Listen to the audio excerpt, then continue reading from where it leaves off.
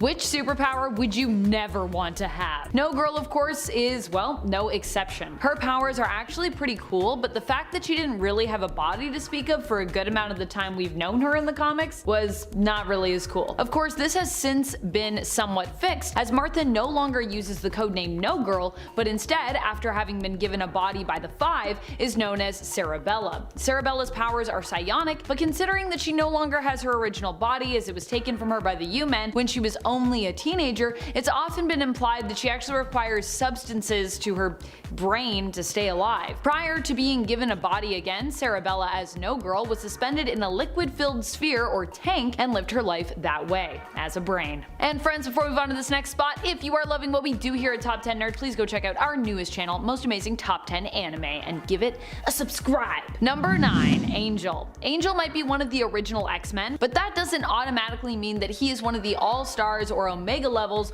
when it comes to mutants. Angel's mutant power is that he has wings, which he can use to fly. Angel also possesses hollow bones, which allow him to be light enough to soar using said wings, but also maybe make him a little bit hollow and weak in other ways. He is an extremely gifted and skilled flyer, having trained for years with how to use his wings, and he's also an adept businessman, being Warren Worthington III in civilian life and hailing from a wealthy and respected family. However, it's still pretty easy to defeat Angel when you need to. Even recently in the comics, in X-Force issue number 30, we've seen him kidnapped and literally had one of his wings cut off as a result of people being angry and frustrated with the revelation that mutants have recently unlocked their own secret to immortality. Just goes to show you how easy it is to mess with Angel. It's kind of sadly too easy. Number 8. Brew. I honestly love Brew, and now his powers are basically the coolest around, but for a while there, he wasn't really the coolest per se. You see, Brew may be a mutant, but he's also part of the Brood, so his mutant superpower was actually nothing quite so exciting as some of the other more well-known mutants out there. Brew's mutant power and mutation actually make him compassionate, which for a member of the Brood is a super power, really, as Brood don't really feel compassion, empathy, or sympathy at all, like humans do. But for an X-Men, well, it's kinda less impressive. It should be noted though that even though it doesn't sound impressive, for a Brood, compassion is pretty amazing to have as an ability. And currently, Brew is also king of the Brood, so there's also that, which makes him pretty cool now, but wasn't always. Number 7. Star Fox. Star Fox's powers aren't bad in the way of them being, I would say, non-useful. They're more bad in the sense that they're considered to be, kinda shady. Star Fox is also known as Eros, originally named Aaron at birth by his parents. He had his name changed to Eros when he was still young due to his love of the ladies and his reputation for being a ladies' man. Eros in Greek mythology on Earth is known for being the god of passion and fertility, so this is pretty fitting. Star Fox is Thanos' brother, but instead of being a notorious villain like him, he would become a hero and even an Avenger. He has a lot of powers, but the one people tend to focus on when it comes to his more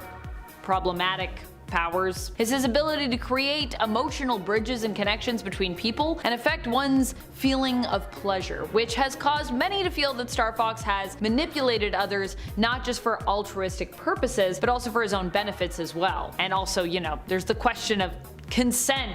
Pretty big question. Number 6. Red Bee. Aw, I know a lot of people love Red Bee, so I feel like this is a bit of a sad one to have on this list, but unfortunately, hey, I gotta pick some folks. Even if I myself love them as characters, you know, we gotta say some people got some bad powers. Red Bee is Richard Rayleigh, who was a hero from the World War II era in the New Earth continuity, who mainly fought his enemies with his amazing animal training skills and his bee sidekick, initially known back in his Quality Comics days as Michael the Bee, who was extremely intelligent and could also sting multiple times without perishing. No, I'm not kidding, it was a real thing. Tragically, Red Bee was of course killed off pretty early in the New Earth continuity. However, the brilliant part of this seemingly more lame character is that Red Bee is also a fan favorite and has actually been brought back a few different times in different iterations due to him having a small but pretty passionate fan base, I'd say. If you like Red Bee, let me know in the comments. I know you're out there, the Red Bee fans. Number 5. Peacemaker. Peacemaker is one of my favorite characters lately from DC, thanks to John Cena's portrayal of the character in his own self-titled miniseries, but I still acknowledge that this is one of the worst characters out there when it comes to his powers and his capabilities and just kind of a lot of stuff about him. In the comics, you might argue that Peacemaker's power actually stems from kind of his mental illness. The fact that he is extremely well trained. Before the DCEU, Gunn, and Cena made him cool, Peacemaker was Christopher Smith, a man haunted by his father's untimely end and past, who was trained to be basically a killer, believing that any force was necessary if it meant attaining some level of peace. If I had to sum up his depiction in the comics previously in one word, I would have said unhinged. I still think we'll get some of that explored more as the show progresses. We already kind of got some of it in season 1, but I do think it'll be approached from a more real and grounded place as opposed to just making Chris feel like the violent and often misguided lunatic that he seemed to be back in the New Earth continuity. Number 4. Doorman. It's time to get into some of the weirdness that is the Great Lakes Avengers. Being that this isn't the mainstay Avengers team, and I don't even think they're technically affiliated with the Avengers, like I don't think the Avengers want to be affiliated with the Great Lakes Avengers. They are about as strange and in some cases unimpressive as you could possibly expect. Doorman is one of the members of the Great Lakes Avengers. As lackluster as his name is, his power can sometimes be very useful, but the issue with it is that it's quite specific, so finding the right and best way to utilize it can be challenging. Although to his credit, I'd like to say that Doorman actually does a pretty good job with how and when he uses his powers to make himself seem pretty useful. Doorman's power allows him to create in essence a doorway or a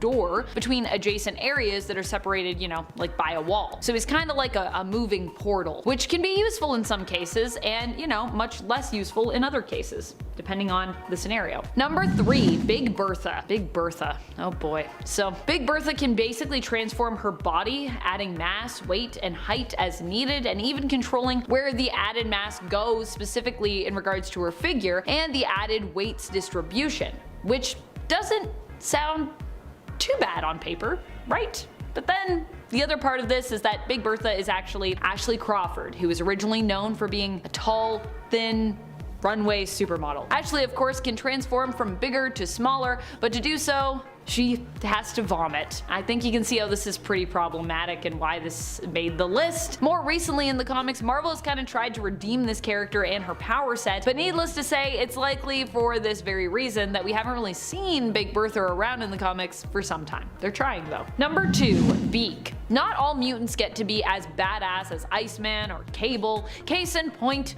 Beak. Although Beak as a character is admittedly pretty cool and pretty brave, his mutant power is more a physical mutation, which means that he is evidently not considered a favorite for many X-Men fans out there. Like Skin, who was on part 1 of this list, Beak's powers, if you can call them that, leave him resembling a bird, and he's basically built like one, but initially in the comics he couldn't even really fly. Struggled a lot with that. Beak has since figured out kinda how to fly, or rather like glide somewhat, but even still he can really only go short distances and it takes a lot of work. And even going short distances, he doesn't really have a ton of like tactical flying skills to speak of either. Fortunately, Beak is still a really likable person and character, so he doesn't often need to rely on his mutant powers to be of use. Number 1, the Detachable Kid, or TDK. The Detachable Kid sounds like a pretty lame hero, and well, he is. He also isn't exactly a bona fide hero as he's a member of the Suicide Squad, but seeing as how this is a team primarily made up of, you know, reformed criminals and villains, well I mean villains at least who are forced into being good to get time lifted off their sentence, I think we can still count him. I think I'm gonna count him, so if you have a problem with it,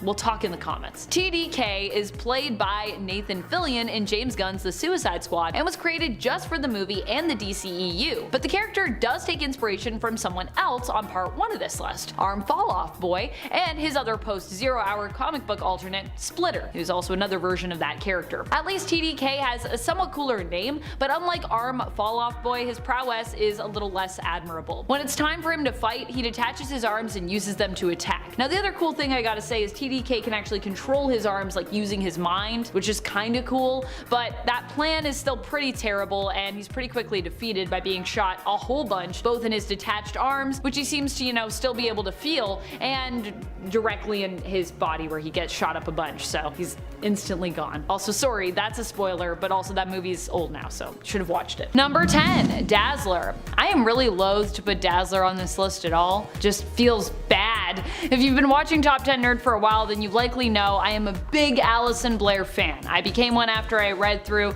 some of her original series and I fell in love with Alison, and I also fell in love with her power set. I actually really like it. However, as I've said before, having some of the worst powers doesn't mean that you're a bad character. It doesn't even mean that your powers are really all that bad. After all, it's kind of just in how you use them. But Alison, as Daz, typically prefers to use her powers to add light effects to her shows as a performer. She's been a superhero before, yes, and we've seen her do some pretty crazy things with her powers, yes, but it's not the life that she likes to live. She would actually rather downplay her abilities somewhat in terms of heroics, and then just use them to make pretty light shows in addition to her masterful singing abilities for people to enjoy. Which, you know, makes them, I guess, the worst in terms of like superhero stuff. And friends, before we move on to this next spot, if you haven't already, what are you waiting for? Go check out Most Amazing Top 10 Anime. It's our newest channel, it's super exciting, and who knows, maybe one day I'll even go on and do an anime list for some reason. Could be fun. Number 9, Mr. Fantastic. This might be a massive hot take, but hey, you know, I'm going for it. You can come for me in the comments if you want to. That's fine.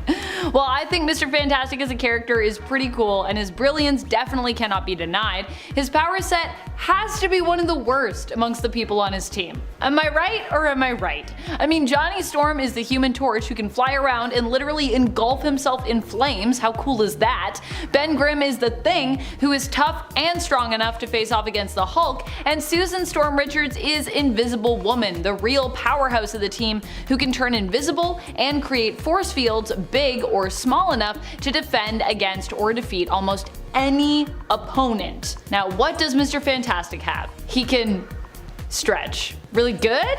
It's really more useful in specific circumstances, so that's why he's making my cut. Number 8, Bouncing Boy. Bouncing Boy is a member of the Legion of Superheroes. While other names have been suggested for Charles Tane, Bouncing Boy is the one that is stuck. And when I explain his powers, you're gonna see why we went with Bouncing Boy here. Charles apparently gained his powers after drinking an experimental super plastic formula. I feel like that would kill you, really. As a result, he became extremely, well, bouncy. He can inflate into a perfectly round ball and initially would use himself as a sort of like wrecking ball, if you will, honing and mastering his ability to direct himself as he bounced around. Later on, he would also become somewhat kind of like elastic in regards to his physiology, making him more bouncy.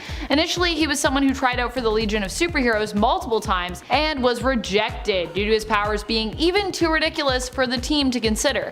But the Prime Earth / Rebirth version of the character has successfully become a member of that team, so yay. Number 7, El Guapo. El Guapo hails from the strange mutant team known as Ecstatics. However, like most who have joined that team, he did not last too long. He died less than 10 issues after his first appearance and introduction. Poor El Guapo. El Guapo is Robbie Rodriguez, and his powers allow him to control a skateboard, but not all skateboards, just one skateboard. One that he happens to form a symbiotic connection with. But even that couldn't really save him, and he ended up dying, actually impaled by his own skateboard. It's rough sometimes. That's the Ecstatics way. Number 6, Peeper. Peeper is one of my favorite mutants, but sadly that does not save him like others before him, who I also love, from making this list. Sorry, Peeper. After all, this is part 3, and I already had some heroes that I loved in part 2, so what can I say? I guess I tend to love heroes whose powers actually seem less than super, so these are great lists for me. It's part of what I love about those characters, to be honest. Peeper is a mutant who, honestly, all the other mutant all-stars that he's interacted with recently have been super sweet too, and I love that. I'm here for that. Peeper's powers have to do with his physical mutation, which is that he has enlarged eyes. With his eyes, he can see things that others can't, possessing different forms of sight. Currently, Peeper uses his powers to help out his fellow teammates as a member of Swords the Six, although he's not really like part of the main Six because they're teleporters. He's not a teleporter, but he works with Sword and the Six to help expand the areas of mutant technology. Number 5, Penance. Penance was once the hero known as Speedball, who is now back to being Speedball again, actually, thank goodness. His real name is Robert Baldwin. Baldwin decided to change up his superhero appearance and name following the instigating event that led to the first Civil War. In the comics, this was actually similar to, but different from the MCU in the Sokovia Accords. Similar in the sense that many people did die, many of them, in the case of the comics, civilians. Different in the sense that it wasn't a tragedy at a political gathering, strength, but rather happened as a result of the New Warriors pursuing supervillains in the interest of their reality TV show, which, you know, would later become political because one of the team members, Nitro, went off and kind of killed a bunch of civilians and the rest of his teammates in the process, with Speedball being one of the few people to actually survive that incident. As a result, it was said that his powers had changed due to his guilt, and they could only be activated when he experienced physical pain. This caused Robert Baldwin to change his name and his appearance, being known as Penance, in honor of all the lives lost that he felt responsible for, and wearing an Iron Maiden inspired supersuit covered in spikes, as many spikes I believe as there were casualties, so that he could trigger his powers as needed. Number 4. Tag. Tag is definitely one of the weirdest superheroes out there when it comes to his abilities. He is Brian Cruz, a mutant whose powers allow him to tag someone psionically, inciting a telepathic urge in other people to either run away or run toward the person he's tagged. The person who's it? He could use his powers to tag multiple people, but if making them emit a psionic signal that encouraged others to run away from them, the range would actually top out at about 100 meters away. Then the urge for people to run would stop. So it's really weirdly specific. Number 3. Super Dupont. Super Dupont hails from a French comic strip from the 1970s. Super Dupont was meant to be a hero built on French nationalism, but that also spoofed the ridiculousness of American superhero comics as well as American stereotypes of the French. Super Dupont's power set is like Superman's, but he's not nearly as powerful. He can fly, and he's also a master in the art of savate, a style of fighting known as French boxing. Super Dupont in the series is a mysterious figure who is said to be the son of one of the unknown soldiers buried under the Arc de Triomphe. Although how that soldier then would remain unknown, it seems kind of questionable, because if he was your father, wouldn't you know who he was? So you no longer be an unknown soldier. He fights against the Anti-France organization, which is exclusively made up of all foreigners, non-French people. These people speak a fictional language in the comics that is a mishmash of non-French languages, and it's called Anti-Francais, which I think is super ridiculous. Number 2. Dog Welder 2. Dog Welder was high up on our first part to this list, but did you know there isn't just one Dog Welder out there? I know, it's shocking considering that his power set in essence involves welding people to weld. I mean, you know, it's in his name. And it's pretty unspeakable if you ask me. How is this a hero at all? Never mind, how did we make a second version of him? Dog Welder 2 ends up being possessed by the welding equipment of the former Dog Welder, and even ends up at one point welding his family. Unable to resist the compulsion to weld, he must weld. It's a curse. Despite all this, he's still considered a hero somehow. He also ends up joining along with the superhero team known as Section 8. Dog Welder 2 is even more ridiculous than the first in that he learns the true origins of his powers actually come from the Egyptian god Anubis, and also saves the world by welding 2 stars together, one of which is Sirius, also known as the Dog Star. Get it? Number 1. Six Pack. Six Pack is the leader of Section 8, the same team Dog Welder is on, both the first and the second Dog Welder. His powers, or abilities rather, involve him having a high tolerance for drinking, and it's been implied at one point that he may, and I'd like to emphasize the word may, have reality warping powers. But if he does, he doesn't really know how to use them. This was something that the many angled ones sensed in him when they faced off against him, and he was apparently able to create a force field, but he didn't know how he'd done it. Six Pack is also known as Sydney Speck. He is generally known for being intoxicated, hence his name, which is in reference to drinks, and in fact being completely sober can work against him. While sober, Six Pack is forced to face the harsh reality of his life, which can make him question what he is doing and why. I mean, considering his power set and his general focus, that makes sense. At number 10 is the infamous Goldballs, aka Egg. Mentioned a handful of times already on this channel, Goldballs is one of the more bizarre mutants to be given as much panel time as he has. Part of the new generation of mutants, Fabio Medina can summon golden balls on command, which don't actually have any destructive or useful properties whatsoever, at least on their own. Although it is soon discovered that when combined with the powers of 4 other mutants, Goldballs is able to create a force field of immortality that can resurrect fallen mutants and protect others from death on the island of Krakoa. So there is, after all, a pretty impressive use for Fabio's abilities, but only when paired with the powers of 4 other mutants. On his own, he just squeezes onto this list. At number 9 we have Matter Eater Lad. This guy has a pretty rough set of powers which allow him to metabolize just about anything he swallows. That's right, the enzymes in his stomach are so strong that he can break down and digest anything no matter how large, even if they're radioactive and or otherwise damaging. Now, although he is a pretty silly superhero, Matter Eater Lad isn't at the number 1 spot because I can in some sense see how this power might be of use in the right situation. For example, let's say you have to get rid of a bomb that's about to explode. The chances are that this guy will be able to eat that problem away. Or if you need to get rid of a parasite that's threatening to take over the world, he could simply gobble it up so it can't repopulate. So yes, on paper, a hero with superpowered stomach enzymes sounds like a total joke, but I would only say he's mostly a joke. At number 8 is Rainbow Girl. Hailing from the DC universe, Rainbow Girl has the ability to use the colors of the rainbow to take on any human emotion she desires on command. Red represents anger, blue, hope, and green, willpower, and they all make up a pretty bad superhero, if we're being honest. Online, this character is even viewed as a symbol of an older time when male writers were a lot more simplistic and offensive with their portrayals of female characters. And if these emotion-driven powers based on the colors of the rainbow don't hit that home, her pheromone shield should be a hint that this is true, since that power is used to make her the most popular girl around. At number 7 is Skin.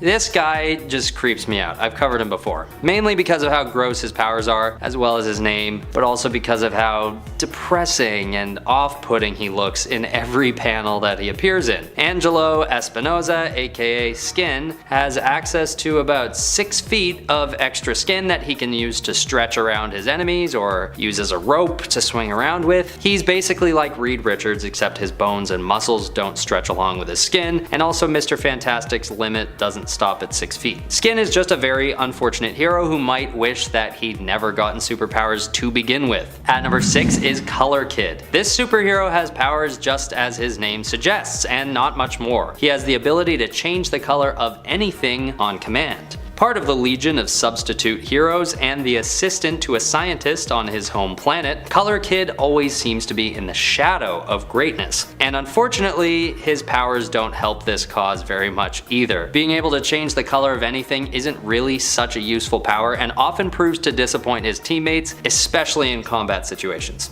At number 5 is Arm Fall Off Boy. This guy is pretty clearly a gag character, but he's technically part of the official DC universe, so he's fair game for the list. Arm Fall Off Boy, worse name, has the incredible ability to detach his limbs and use them as melee weapons. As gross and as weird as this power is, it seems like he at least believes in himself, which is something. In one panel, we see him proudly popping his left arm off with a big plorp sound, preparing onlookers to be, quote, astounded by his power. He obviously doesn't have a huge backstory, so it's hard to expound too much on him, but he definitely makes history for being one of the worst heroes, if nothing else. At number 4 is the one and only, the infamous Bailey Hoskins, with the power to self-destruct. This is one of the more tragic superheroes who ends up losing his life after only 4 issues when he finally uses his power. We can assume that this character should land on a list like this every time, considering the comic book series that he's featured in is literally titled X-Men Worst X-Man Ever. But to be fair, this miniseries is known to be a pretty epic read considering the stakes at hand during the run. Bailey has to decide whether or not he's going to use his powers when an evil mutant dictator threatens to take over. At number 3 we have the people of New York City. Yes, even though it's hard to imagine calling them superheroes, at one point, the people of NYC are endowed with a very subtle power given to them by Reed Richards. And the power is to be able to tell which direction is north at all times. This is a response to the Spider Island evil plan set by Jackal, where he unleashes an army of little bugs that give people Spider-Man's powers. So to put everyone back on even keel, Richards decides that everyone should be turned into superheroes.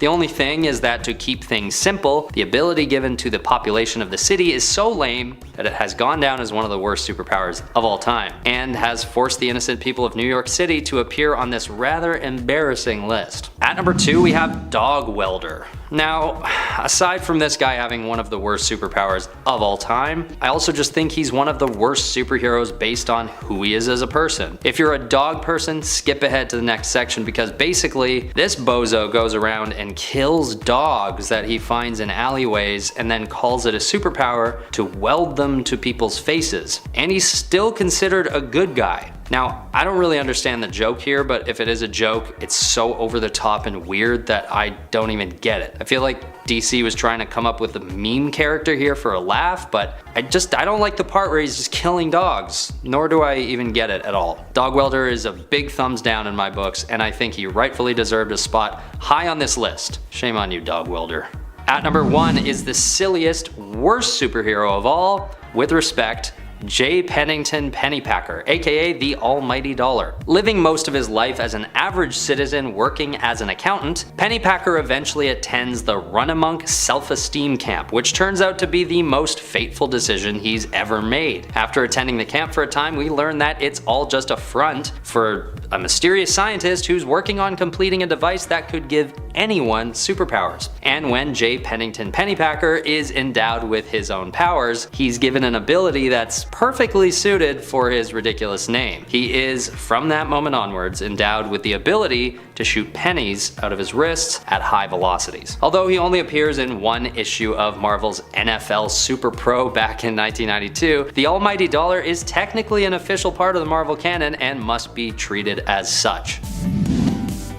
Number 10, Aquaman. Now I'll admit this one kind of started out as a joke, because nobody likes Aquaman, but I'm not too far off when I say he's got some useful powers. So Aquaman isn't really all that useless. People only really think that because of the Super Friends cartoon, but if you look pretty much anywhere else, he is pretty badass and is often one of the few things able to defend the world against invasions of demons and such thanks to his trident. This is the reason that he's at the very beginning of this list today. Now that being said though, outside of the water, he is a little bit more vulnerable than he is when he's in the deep, but that doesn't make him any less of a threat for the baddies that he goes up against. Thanks to his Atlantean physiology, he possesses superhuman strength, stamina, and durability, alongside marine telepathy that allows him to talk and to command sea creatures, and he's also just a ruthless and capable fighter. No matter how much we all make fun of him, he has some pretty useful powers, so check him out in his first appearance in 1959's Adventure Comics number 260.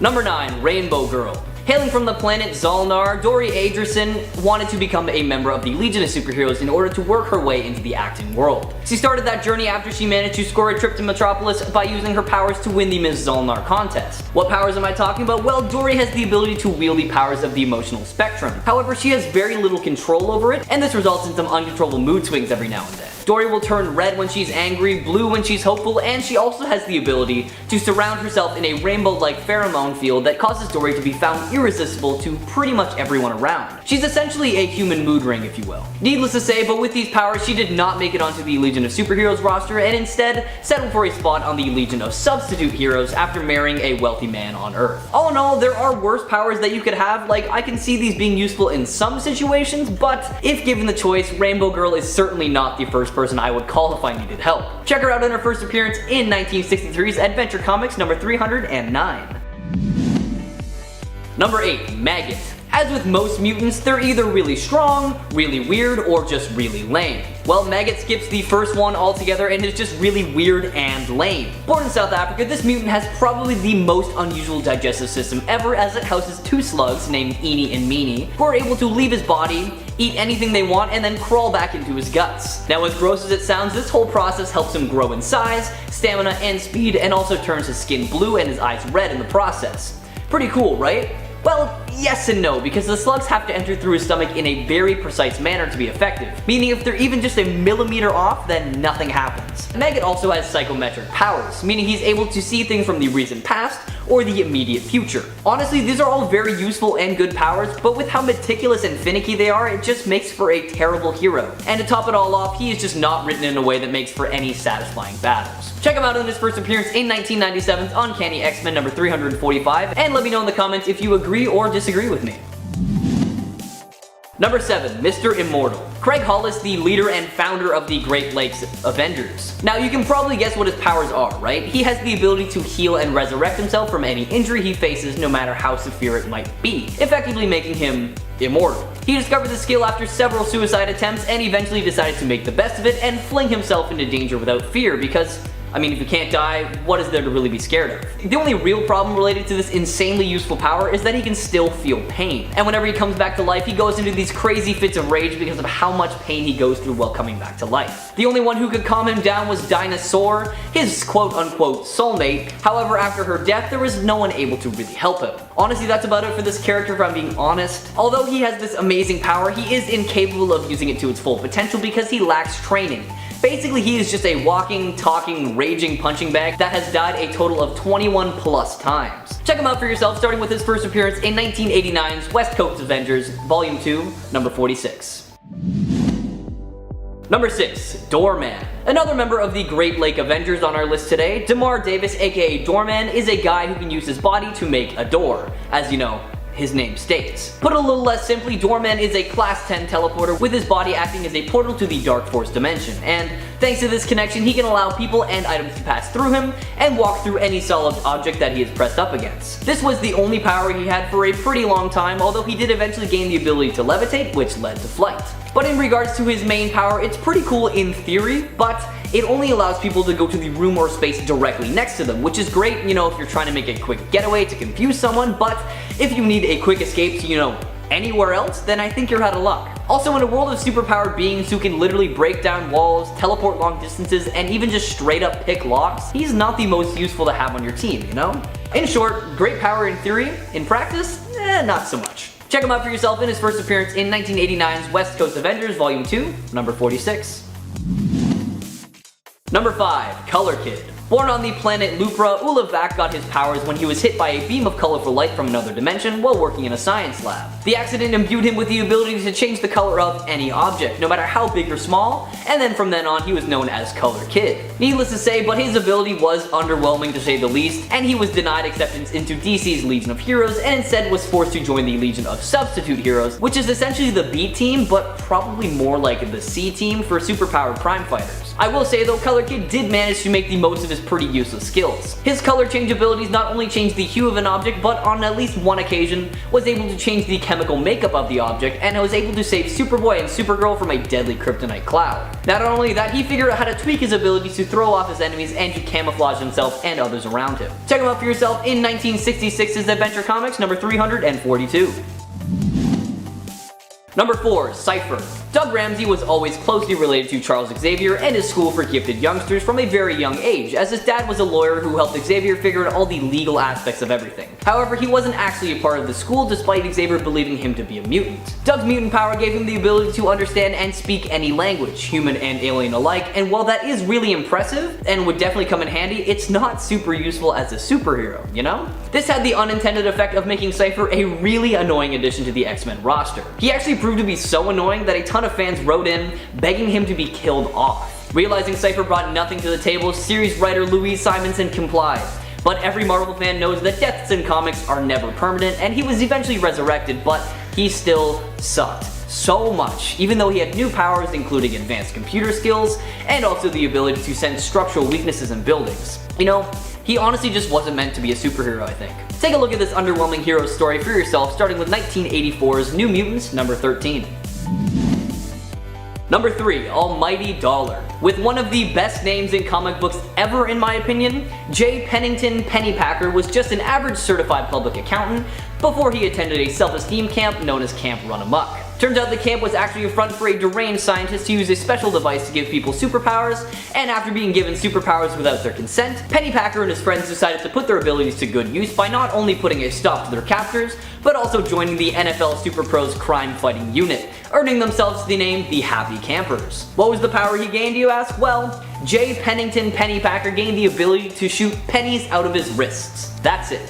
The only reason he's high up on this list today is because his power is actually kind of useful, just not in any battle unless it's a contest for who has the most money. Now that I think about it, we don't actually use pennies here in Canada anymore, so it might be pretty useless power in this day and age, but you know, whatever. Check him out for yourself alongside the other happy campers in 1992's NFL Super Pro number 10. Number 2, Friendly Fire. Now, not a whole lot is known about Friendly Fire, as in we don't know his real name, and his origins are pretty up in the air. With the power to shoot bolts of energy out of his hands, this superhero had the ability to easily be Section 8's strongest team member, but as his name would imply, Friendly Fire could only strike his allies.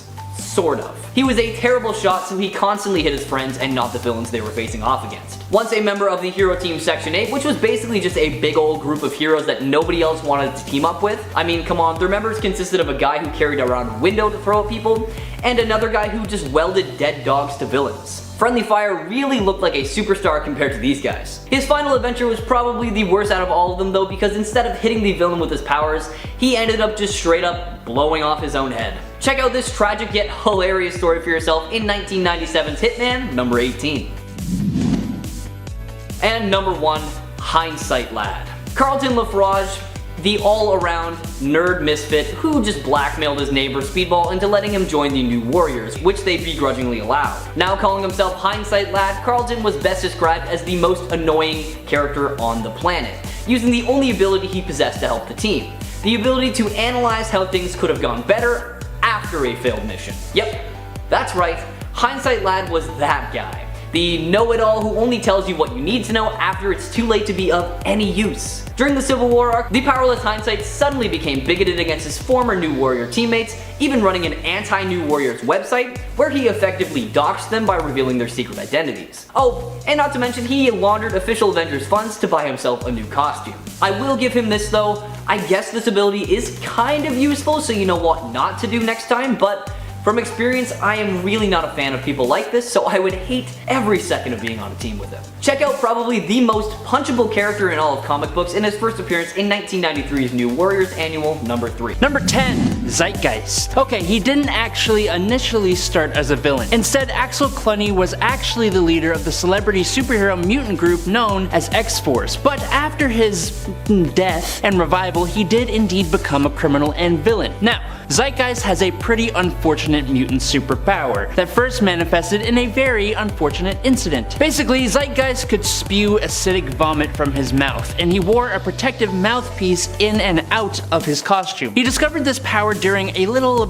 makeout sesh at a beach where he accidentally vomited and melted the girl's face half off. She did survive, but the real kicker is he can't even remember her name. See, he's not really a good guy at all. It was shown that his vomit could burn through 10 centimeter thick steel in less than 30 seconds. Again, not a horrible power, just really unfortunate. Number 9, Armless Tiger Man. Gustav Hertz worked in a mechanical laboratory in Munich, Germany during the 1940s. Now one day, his arms were caught in a machine and were amputated. Surviving the experience and given reading material on how to operate day to day using his mouth and feet, Hertz developed skill in using his teeth and his feet in place of his amputated arms. He has sharpened his teeth into fangs to use as weapons and has above average strength, allowing him to bend steel with his mouth. His toes are also very dexterous, allowing him to throw daggers with them, which is actually kind of cool in a little bit of a weird way. He was an enemy of the World War II hero Angel, which is not Warren Worthington. He was also an enemy of Wakanda, and after death, he even came into sort of indirect conflict with Hercules. That's cool. Hey guys, if you're enjoying this video and you haven't already, make sure to press that subscribe button to join us here at Top 10 Nerd. We're almost at 1.30 million subscribers, so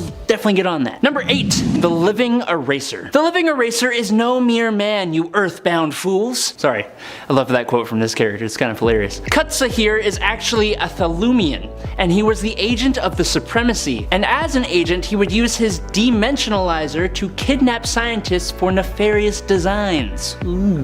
The Living Eraser's Dimensionalizer can transport people to other dimensions, primarily between Earth and Dimension Z. As the Dimensionalizer passes over a surface, it turns it invisible, making it appear as if the victim is being erased. When the entire surface has been transformed, the being or object is transported across dimensions to its destination. If he literally erased people, it would be way more scary, but sending them to another dimension is a fixable thing in comics, so it's not exactly the worst. Number 7. Boomerang, but from Marvel. Fred Myers was born in Australia, but moved to America when he was a small child. Now in America, his great love was baseball, and he developed an extraordinary pitching arm. He became a professional baseball player in the minor leagues after graduating high school, and a few years later entered into the major leagues. Within a year though, he was suspended for accepting bribes. Now with an arm like that and no job, he was eventually contracted by the subversive criminal organization, the Secret Empire, and offered employment. They designed special weaponry for him to exploit his pitching ability, and he became their special operative, codenamed Boomerang. Now why Boomerang specifically and not like, I don't know, a baseball? Because he was born in Australia and that is the only projectile they have in that country, obviously. Number 6. Count Vertigo. Now you listen here, okay? Count Werner Vertigo is of royal blood. He is an heir to the throne of Latava, truly the most prestigious of titles, okay? But don't you think for one second that means he has cool superpowers, because he doesn't. Count Vertigo has a hereditary inner ear defect that affected his balance. That's not a superpower. Vertigo had a small electronic device implanted in his right temple though that compensated this problem. Tinkering with that device, Vertigo learned he was able to affect other people's balance as well, distorting their perception so that they literally could not tell up from down, which is an effect known as vertigo, and he used this skill to fight Green Arrow. He'd also use it to join up with the Suicide Squad and checkmate, using his powers to make people dizzy to his advantage. Very nice. Number 5.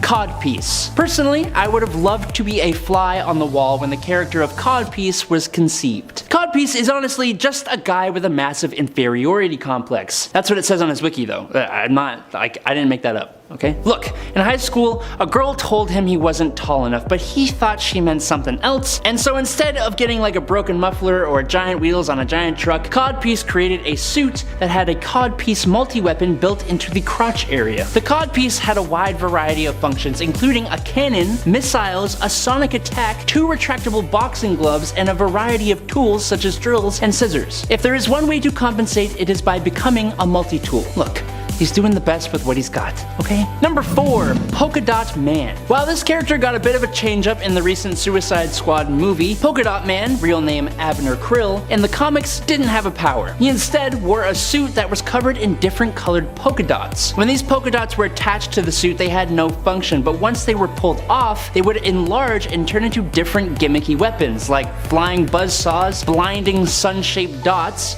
dots that turned into fist-shaped projectiles, and even one that turned into a portal. That sounds kind of cool. The dots would even self-destruct to prevent anyone from studying the tech. The only problem was that the polka dot gadgets and the electronic suit were expensive to maintain, and Krill was just literally unable to afford it sometimes. The struggle is real, man. I feel you. Number 3. Paste Pot Pete. 1963's Strange Tales number 104 states, Human Torch battles the most fantastic foe of all, Paste Pot Pete and his unbeatable super weapon. Now said unbeatable super weapon just happened to be a glue gun that fired an extremely adhesive multi-polymer liquid that he invented. Paste Pot Pete, otherwise known as Peter Petruski or even Trapster, created a not hot glue gun, and his idea was to use this to commit crimes. As you can imagine, the Human Torch really had no problems whatsoever taking down old Pete here, and he continued to do so multiple times because Pete does not know when to give up, apparently. Number 2. Kite Man. Kite Man. Hell yeah. Now riddle me this, nerds. What good are powers like reality warping, energy projection, telekinesis, and super strength against a guy who flies around on a giant kite? Yeah, I'd like to see the Justice League take on Charles Brown and his giant kite. There's no way anyone could possibly stand against that. No sir. Not at all. Kite Man possessed a variety of gimmicked kites, including a jet-powered hang glider that allowed for quick escapes, a mammoth kite that the Kite Man used to shuttle criminals out of Gotham's prison, a flashbulb kite, and a trap net kite. Although, in more recent times, he did temporarily possess the powers of Titans, those abilities pale in comparison to the might of a good kite at your side though. And in at number 1 is Ten-Eyed Man. Okay, it's a DC writer's room. You and your buds are sitting around the table. You need a villain, but someone different different, someone unique, someone who could pose a threat to the Caped Crusader, a villain that requires intelligence to beat, some could say. Then all of a sudden, Frank stands up. I've got it! We take away a man's ability to see, and instead, his vision will come from his fingertips, 5 eyes on each hand. A brief moment of silence follows as the genius that would become Philip Reardon, the 10-eyed man, has just been created. That is his only power, and as you can imagine, this does pose some problems. For starters, his regular eyes are blind. Also, he is often easily defeated simply by injuring his very sensitive eye fingers, which can be done by tricking him into catching or touching something, or even theoretically giving him a high five. But let's not forget, it has been shown he can only be kept in a jail cell by keeping his hands locked in a special non-see-through box, because with eyes on his fingers, quote, escape would be child's play for him. Number 10. Now, I'll take a step away from comic books with this one. Half the powers from the show Misfits are just awful. I don't know if you watch this, but it's a really great British show about young adults who get random powers after a strange storm. Some of them are great for sure, like time travel and invisibility, but others are less great. For example, one of the main characters is given the power that any guy she touches has an irresistible urge to have sex with her, which she gets tired of pretty quickly. Or one guy who ends up killing a bunch of people has complete power over dairy products. If you haven't watched the show, you should, not just for the plethora of useless powers, but because it's a super funny show. And don't be sad when Nathan leaves, Rudy is really great too, seriously. Okay, I'll stick with comic books from now on. I just need to do a shameless plug for Misfits because not enough people know about it. Number 9, Doorman. Doorman is a mutant who has the ability to use the Dark Force dimension to act as a human door to let people go through him to the other side of something. It sounds awesome, right? He's basically a teleporter. Well, not really, because he can only let people through things he's touching. Meaning he can, say, get you into your house if you forgot your keys, but not much else. Any number of heroes can do what he does, either by stealth or by brute force, so he basically does the job of a sledgehammer, but slightly better. While this power does have its use in certain circumstances, there are a ton of powers that could do the same thing, but are useful for other things. Number 8, Black Bolt. Black Bolt has perhaps the most powerful power on this list, but it's so powerful that it becomes terrible. His power is his voice, causing huge shockwaves capable of incredible destruction. This sounds like an awesome power, but he can't turn it off. The slightest sound out of him, even just a little grunt in his sleep, is gonna make a big boom. So while he's one strong dude with a pretty crazy power, he basically lives in fear of accidentally making it sound, which is pretty lame. Number 7, Red Bee. Red Bee fought crime with a stinger gun and a group of trained bees. His favorite bee is named Michael. While technically without superpowers, I would argue that the ability to train bees as well as he did requires a certain amount of power, or at least comic magic. However, I feel like there are any number of things that would be easier to train and more effective in combat than bees. Number 6, Danny the Street. Danny the Street is named Danny, and he is a street. Yep. He's named after the drag queen Danny LaRue, since LaRue is French for the street. Traveling around the world to comfort and help those who need it, Danny the Street communicates through various banners, signs, and graffiti on the street / him. This power does end up being somewhat useful, especially when he grows to the size of a planet, but honestly I think the benefits are outweighed by the drawback of being a street. Number 5, Dollman. Dollman is basically a way worse Ant-Man in that he can shrink and grow, but he can only shrink to about 6 inches, and he can't grow any bigger than normal size. While he does keep his own strength when he's 6 inches tall, it isn't really an advantage because he loses a bunch of reach. Like when Ant-Man shrinks, he gets super small and hard to see, but shrinking to 6 inches is still super visible and you can just get smushed. The only perk is that he's able to ride a Great Dane to get around, which would be awesome. Number 4, Matter Eater Lad from the planet Bismol. I did not make that up. Matter Eater Lad, like the rest of the people from his planet, has the ability to eat anything. This is an ability that his people evolved when all food on the planet was rendered inedible. While this is certainly useful for someone on a planet with nothing edible, as a superpower, it's pretty much useless. Oh, he can eat through the door. You know what else does that? An axe. Or a foot. And that way you don't have to eat the stuff. The only good thing about it is he's a pretty cheap date. You could split the dish. You eat the food, he eats the plate. Just don't expect him to save the day because he's kinda crap. Number 3, Infectious Lass. As her name would suggest, Infectious Lass has the power to infect those around her with all sorts of diseases. This is because she comes from the planet Somathur, where diseases are rather prevalent even though the people on the planet are immune. Basically, she carries a bunch of diseases that she's immune to, but the people of Earth are not. Which would be awesome if she was a supervillain, but she's a good guy, which is pretty sad because it means she needs to stay far away from other people. She's actually accidentally infected people in the past, so she's really worried about doing it anymore. And this power is not only useless, but it's incredibly detrimental and it basically ruins her life. Number 2, Beak. Beak was a mutant in the X-Men comics whose mutations just made him straight up worse. It totally messed up his face, giving him a weird vulture face. It made his bones hollow, which would make him weaker but give him the ability to fly, but his wings don't work properly, so he's basically just a weird looking guy whose bones will snap if you look at them wrong. Such superpower, much wow, so amazed. Number 1, Color Kid. Color Kid is a member of the Legion of Substitute Heroes, and he is the definition of a superhero with a useless power. After being hit by an extra-dimensional ray, Color Kid gained the ability to change the color of things.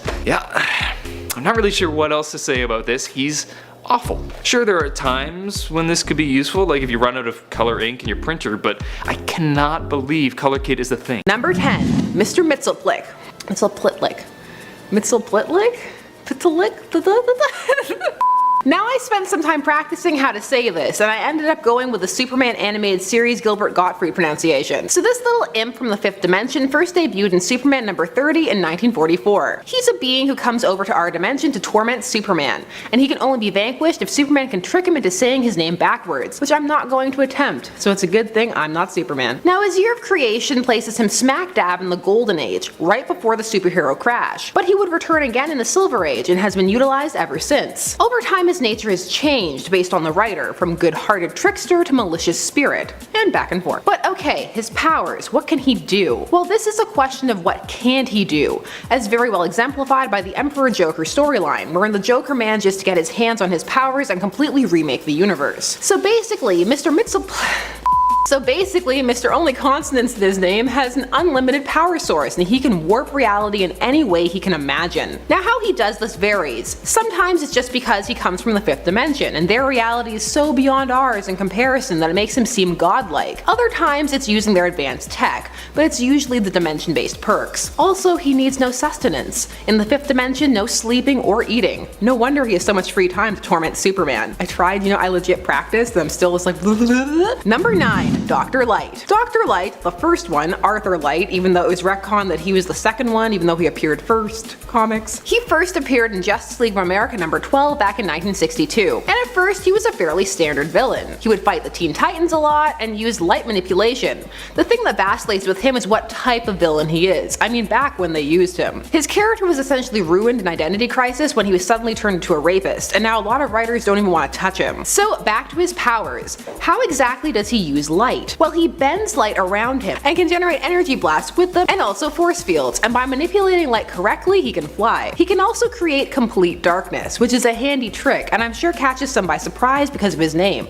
That's the way. Always keep him guessing. He used to need tech, but now he doesn't because, well, changes. Now what people aren't sure of is what's his upper limit. How much light can he harness and control, and where can he get it from? And the answer is wherever the writers want. That's the thing with light-based powers. These ones can vary a lot. Sometimes they'll be really ineffectual, and other times they'll be all-encompassing. Number 8. The Clock King. That's right, the Clock King is on this list. Not the first one though, so Tem, the second one. The first Clock King was just a very punctual person. His power was being super anal, and I can respect that. But he's a villain that often gets forgotten. Now the second Clock King was a temporal anomaly, an actual anomaly, but he wore the old Clock King costume. I'm not sure why, because it wasn't that great. He feeds on people's energy to maintain his youth. I don't know, I just feel there is so much potential for the Clock King based on his name. Yeah, there's not much here, I just want to talk about the Clock King. I mean, no one else does. Poor Clock King. He's a king. Number 7. Dr. Doom. Now some of you may be like, Dr. Doom? Come on, I know everything there is to know about Dr. Doom. Well, we'll see. Now Dr. Doom debuted in the Fantastic Four number 5 back in 1962. Here's the thing, Dr. Doom is a genius and well versed in science, which people remember, but he's also skilled in sorcery, because he has none of that drama about, oh no, science versus magic. No, he's like, both exist and I will master both, for I am Doom. He was also taught by aliens in the art of being able to psionically transfer his consciousness into another another with eye contact. And of course then there's his armor. It's ridiculously augmented. It augments his strength, stores energy, food, water, just all of it. Oh, also, he has diplomatic immunity. That's kind of a power, and Doom definitely uses it that way. Number 6, the Juggernaut. Now when people think of the Juggernaut, many will think of the memes, the glorious Juggernaut memes. The Juggernaut first appeared in the X-Men number 12 back in 1965, and many forget that he got his powers from the Sidorak gem, which has empowered him with magical abilities and strength. He is an immortal avatar for that entity. He can generate a mystical force field, which makes him nigh invulnerable to physical damage at least. The helmet is for something else entirely. That's to protect him from psychic attacks, especially from his stepbrother Charles. That's right, Charles Xavier. Over time, he has gained more and more access to the gem's powers, so watch out. Number 5, the Psycho Pirate. That's right, the Psycho Pirate is getting airtime, just like the Clock King. Reppin' the B Squad, or rather, the D Squad. Harsh, some people are gonna be so mad, they're like, how dare you, they're the A Squad. We're gonna be talking about the second Psycho Pirate, Roger Hayden, who first debuted in Showcase number 56 in 1965. The Psycho Pirate played a pivotal role in Crisis on Infinite Earths, and Animal Man after, as well as some minor appearances here and there, thanks to him being the only one to remember the universes as it was before the Crisis. But in the modern era, i.e. Rebirth and beyond, he has played a more average role. So the Psycho Pirate uses his Medusa mask to project emotions at people, in a form of offense-based empathy. He can also intensify emotions people are already feeling. Even if they are just little kernels of, say, hate or jealousy, he can fan them into full-blown flames. For a time in the 90s, he was a psychic vampire feeding off the energy of others. And finally, post New 52, he is a psychic who can manipulate people's emotions, so essentially the same deal, but no need for a magic mask. Just psychic powers, far more plausible. Except scratch that, he still wears the mask, it just now boosts his latent abilities. I swear sometimes the New 52 just change things to change things. Number 4, the Blob. The Blob first debuted in the X-Men number 3 back in 1964, so he's a classic villain. Now at first glance, some of you may be like, I got this. Huge mass, so he's dense and hard to hurt, but it goes beyond that. He has elastic skin that is harder to penetrate, though it's not impossible, and he's resistant to projectiles like guns, and in some extreme cases has even bounced small missiles off of himself. An ability that doesn't get a lot of airtime though is his ability to manipulate his personal monodirectional gravity field, which can make him pretty much immovable, and the only person who's moved him when he's like this is the Hulk. And by that I mean like outright lift. Other people have found other ways, they've levied pulleys, levers, physics. He's also actually very fast and agile, so don't judge a book by its cover. His powers were gone, but they're back now, so don't worry about it. Number 3, Parallax, or as I like to call him, the we need to make Hal Jordan sympathetic again plot device. So Parallax first appeared as Hal Jordan in Green Lantern Volume 3 number 50 in 1994. This was Hal's evil persona after he snapped after the destruction of Coast City and killed the Core, snapped Sinestro's neck, the whole thing. Sinestro got better, by the way. However, when Hal Jordan was brought back to life, Parallax was revamped to be an evil entity, the manifestation of the yellow fear and purity. This was what initially had caused Lanterns, Green Lanterns, to have the vulnerability to the color yellow. This way, it wasn't Hal's fault, he was possessed. So the Parallax entity, aside from being able to possess a host and amplify their desire to cause fear, can also cast fear. Parallax can create both green and yellow objects or creatures. It is also made of pure energy. Parallax also has been shown to be able to be forced out of the person it is attempting to possess, if that person has enough will or is sociopathic enough to just not feel fear. Number 2, Ruby Thursday. She's on here because her very appearance just raises so many questions. How does she live? So Ruby's head has been replaced with a mass of organic circuitry that manifests as a red sphere. She first appeared in the Defenders number 32 back in 1976, and she can shape this head into various shapes and manifest tentacles, fire projectiles, create energy blasts, and get this, she doesn't even need the head to be attached to live. It can be over there and still control her body. The fact that she lives at all is amazing to me. Really, people just enjoy the visual of this character. Well, some people. Others think it's silly, or at worst, sexist. I fall in the silly category, but if I'll suspend my disbelief for so many other things, I'll do it for a computer head. And number 1, Proteus. I feel like Proteus earns the number 1 spot in most lists he's on just from the sheer terror factor. He's too powerful. Proteus first went by the name Mutant X and debuted in Uncanny X-Men number 125 in 1979. The son of longtime X-Men ally Moira McTaggart, his powers manifested from a young age, and so she locked him away for his own safety and also that of others. More so than that of others, to be honest. Proteus is a being of pure energy who hops from host to host and uses up their bodies in the process. Even though he doesn't have to, he could leave beforehand, but he doesn't. His psionic abilities are incredibly powerful, and he can alter and warp reality on a grand scale, or just for an individual, like what he did to poor Wolverine, turning him into liquid, and then Cyclops threw coffee on him to snap him out of his trauma. Side note, I like like Cyclops? I don't care what anyone says. Proteus also has perfect recall, and on top of all this, he is pretty much immortal as he is made of pure energy. The use of this energy is what burns out the bodies, by the way. All that physics, reality warping, and gravity bending. Oh, he can also possess multiple people at once like Karma and transport interdimensionally. It's a lot. Too much even. I don't want to be warped into liquid. He's dispersed in the astral plane right now, but I don't trust it. He'll be back. Made it to the end of the video. Stick around and click this video next. It's about the most anticipated comics of 2025 you never saw coming. Click the video now to find out more.